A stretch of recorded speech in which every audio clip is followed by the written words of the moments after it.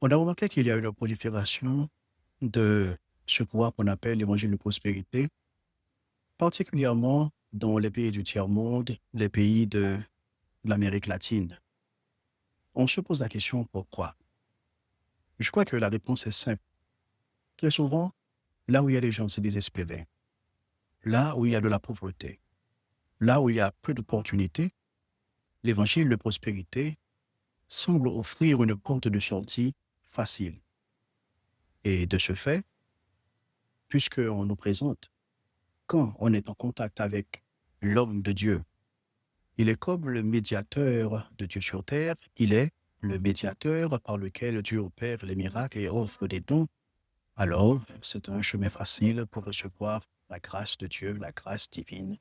Et ainsi, on n'a pas besoin de porter le fardeau de notre misère. Consultons l'homme de Dieu, car à travers lui, nous pouvons prospérer. Il y a 4 éléments qui sont à la base de l'évangile de la prospérité. C'est un évangile en réalité qui est une contrefaçon, c'est un faux évangile. Le premier élément, c'est le narcissisme spirituel de ces hommes, de ces soi-disant hommes de Dieu, ces hommes qui ont une onction particulière. Ce sont des hommes qui prétendent que nous sommes des petits dieux parce que nous avons été créés à l'image de Dieu.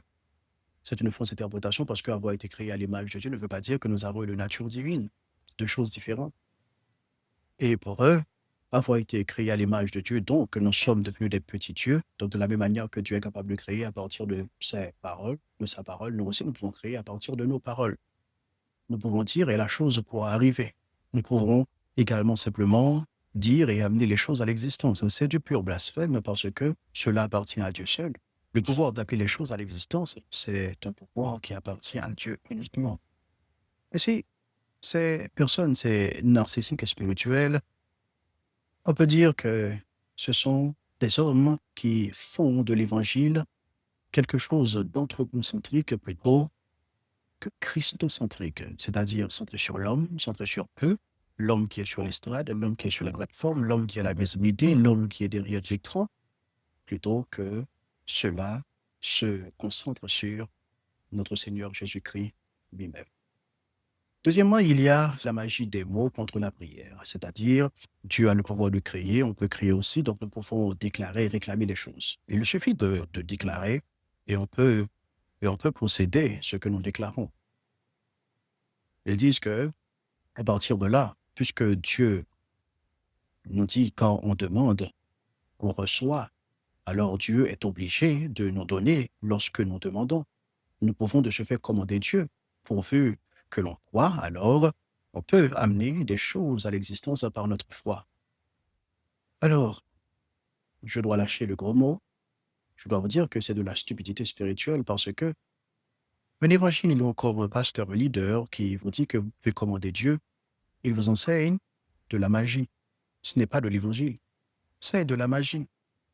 Parce que même le Seigneur Jésus-Christ, Dieu lui-même sur la terre, Dieu incarné, lorsqu'il faisait face à la perspective de sa crucifixion au jardin de Gethsémane, il n'a pas dit Seigneur, j'ordonne, je veux que. Il a dit Seigneur, s'il est possible d'éloigner cette coupe de moi, toutefois, non pas selon ce que je veux, mais selon ce que tu veux. Même Christ, Dieu sur terre, il a voulu que la volonté de Dieu soit faite, même dans une situation aussi difficile que sa mort qui s'approchait.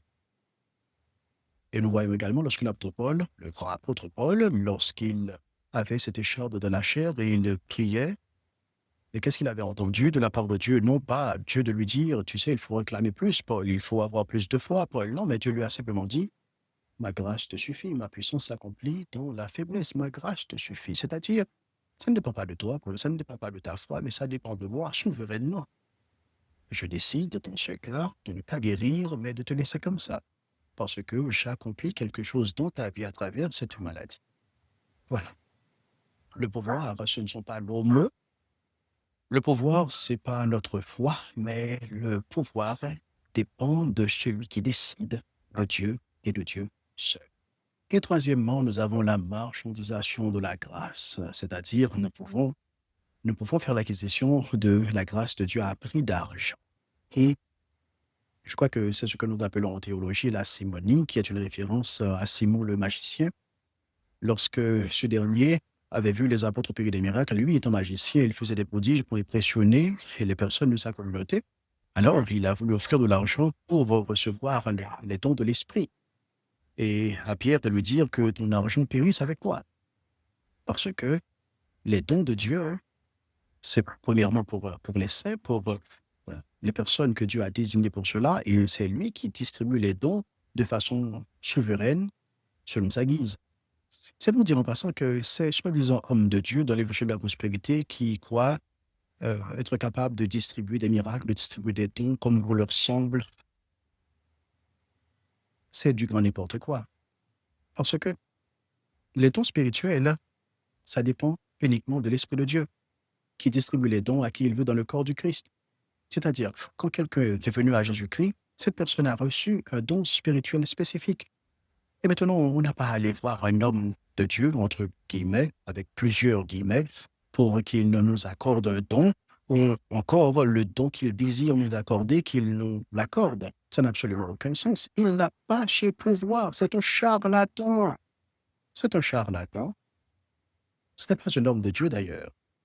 Parce que si quelqu'un a assez d'audace pour attribuer une valeur marchande à l'évangile de Jésus-Christ, c'est un charlatan, ce n'est même pas un chrétien, c'est un mercenaire et il faut l'appeler comme tel. Comme on le dit, il faut appeler un chat, c'est un mercenaire. Il n'a pas sa place à l'Église d'ailleurs. Pourtant, ce sont ces hommes que nous célébrons comme les hommes de Dieu, comme des vedettes. Et je dois vous dire qu'il n'y a pas de vedettes à l'Église de Jésus-Christ, il n'y a que des serviteurs, des doulos. Pas plus que ça. Quatrièmement, c'est la réhabilitation de la souffrance. Malheureusement, ceux qui appartiennent, qui font partie du courant de l'évangile de prospérité, quoique la souffrance, c'est le produit d'un manque de foi. Si vous avez la foi, vous ne devez pas souffrir. Si vous souffrez, vous manquez la foi, ou bien vous vivez dans une condition qui ne plaît pas au Seigneur.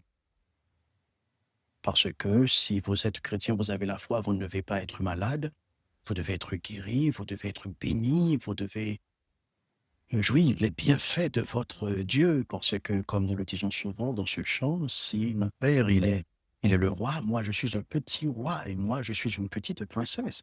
Et de ce fait, je dois jouir de tous les bienfaits du roi. Alors, vous savez quoi? Je crois que le Seigneur Jésus-Christ nous a invités à prendre sa croix, à prendre notre croix plutôt, et à le suivre. C'est ce qu'il nous a invités à faire. Il ne nous a pas promis une couronne ici-bas, mais ici-bas, c'est la croix. La couronne, c'est dans la gloire. Et souvent, ceux qui sont dans l'évangile de prospérité parlent de la gloire à un autre niveau. C'est une théologie bien bancale, tristement bancale. Et également, l'apôtre Paul, qu'est-ce qu'il nous avait dit? Tous ceux qui veulent vivre pieusement en Jésus-Christ seront persécutés. Et la certitude de la formulation est intéressante. Paul n'a pas dit probablement, mais Paul a dit clairement, il a stipulé seront persécutés pour dire que c'est une évidence. Et nous pensons que lorsque nous sommes persécutés, c'est parce que nous ne sommes pas en train de vivre pour Dieu. Et Paul nous a dit tout le contraire. Ceux qui veulent vivre pieusement en Jésus-Christ, c'est un fait. Vous serez persécutés pour raison de notre foi.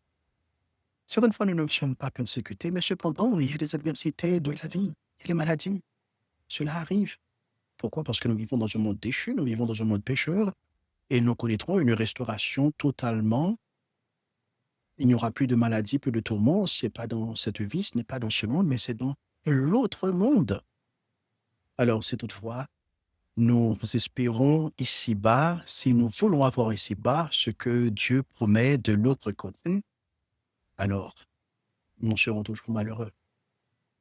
Je pense qu'il est temps pour que l'Église revienne au vrai évangile. L'évangile de Jésus-Christ, pas l'évangile de la prospérité, pas l'évangile qui fait l'apologie d'un homme comme un superstar, mais l'évangile de Jésus-Christ dans sa simplicité. Il est temps pour que dans nos églises, l'on ouvre tout simplement la Bible. On lit la Bible et on expose la Bible. Exposer la parole de Dieu, expliquer la parole de Dieu et de laisser la parole de Dieu son travail dans le cœur du peuple de Dieu. Aussi simple que cela. Pourquoi, tu sais, lumière, ces chorégraphies, pourquoi cette musique, pourquoi cette atmosphère qui fait autant d'appel à l'émotion, pourquoi fabriquer une situation pour créer, soi-disant, l'onction, la présence de Dieu. Ce n'est pas la présence de Dieu. On ne peut pas fabriquer la présence de Dieu. Elle vient là où sa parole demeure abondamment. La présence de Dieu est là lorsque sa parole demeure abondamment dans les cœurs. L'évangile de prospérité, c'est un faux évangile. Et l'évangile de prospérité n'est pas biblique. L'évangile de prospérité est une contrefaçon. Et le seigneur de la contrefaçon, c'est le diable. Frères et sœurs, revenons à l'évangile de Jésus-Christ, à la parole de Dieu.